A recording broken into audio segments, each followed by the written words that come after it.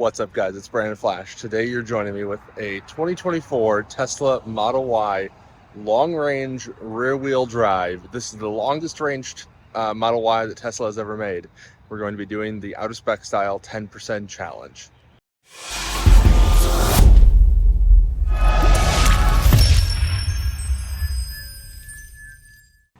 So as I mentioned, this is a 2024 Tesla Model Y long-range rear-wheel drive. This is the cheapest Model Y that Tesla sells at the moment. Not this particular trim with the blue and the white. But if you get the base version of this without adding options, then it is. This car is about $45,000 before tax credit and ends up being about $37,000 with the federal tax credit, which is a point of sale tax credit now. We have the 19-inch Aero wheels or Gemini dark wheels with the new covers. Aerodynamically, they're the exact same as before, but now they're just dark. And we're doing the 10% challenge, which means we arrived here with a 10% state of charge, preconditioned battery. We're going to be running at 80 miles per hour constant, and we're going to be doing a loop style test and coming back here and seeing how far we can go after 15 minutes of DC fast charging. So without further ado, let's get plugged in, and we'll see how high this charges up. Let's see here.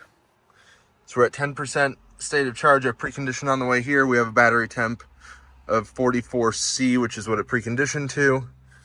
We're going to reset this trip A. 10%. Save. And let's get plugged in. I do have a timer on my watch ready to go. So we're going to plug in. This takes about 7 seconds to handshake. And then when contactors click, that's when I'll start the timer. And then we'll show you the ramp up. Contactors click, timer set. So there we have the timer going on my watch. See what we ramp up to. I'll also turn climate back on. We'll set it to 68.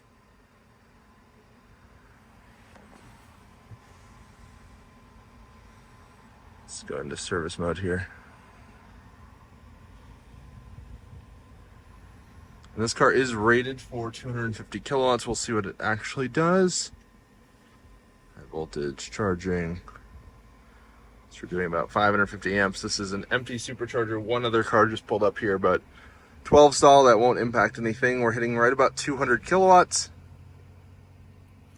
And we're just going to charge up here for 15 minutes and see how high it gets. And then we will continue on and drive it until we get back down to 10%.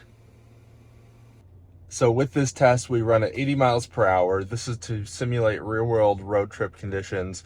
We're leaving the climate running while we charge. We're going to be running at 80 miles per hour constant GPS. And we're charging for 15 minutes. So that's simulating you've just done X amount of miles after your first leg of the road trip, probably 200 miles, call it, depending on your car. You're pulling into a charger at 10%. That's a pretty reasonable kind of middle ground as far as what you'll roll into. Not everyone's comfortable with single digits, but rolling with 20% is a bit high. So 10% is what Kyle settled on for this challenge.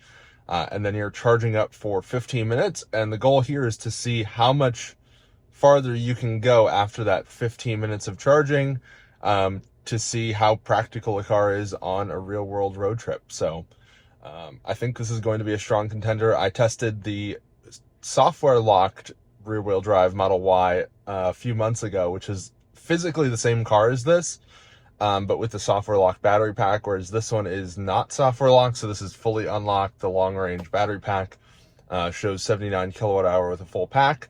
And even that one was a strong contender. I believe it did 109 miles, which is really good. So I think this one will do even better.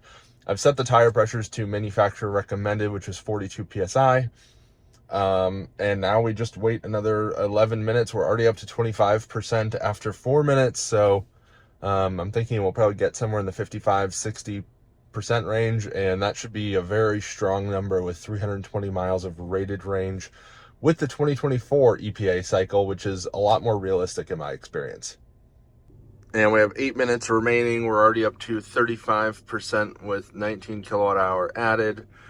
So just an update there, and we have 8 more minutes to go, so just under halfway done. I think this is going to be a very strong result. 171 kilowatts still at 36%. 19 seconds remaining, so we're at 59 cell temp. We've charged up to 57%, 37 kilowatt hour added. Almost 60 C there. Let's go into the charging menu. 5 seconds left, and then we'll hit stop charging, just like that. So 37 kilowatt hour added. We're going to get out of service mode, and we'll kill climate, and then we'll unplug, get on the road. So 59C, pretty good. So 37 kilowatt hour added. Let's see if we can get the meter data. There we go. So 39.8 through the port, but 37 added to the battery. Interesting. Let's unplug. There's a semi doing some maneuvers there. You can also see the new version 4 posts, and it's light out, so that's pretty nice. And I'm going to set up a route here, and then we'll get going. So just pulled aside from the supercharger since there was a truck maneuvering, but basically I think we're going to do a loop around 485. We're going to reset this trip again.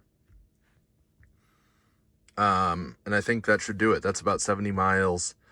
And I looked up the record, so Ioniq 6 was 117 miles. The software limited Model Y rear-wheel drive was 109 miles. So I think we'll be somewhere in between. We shall see.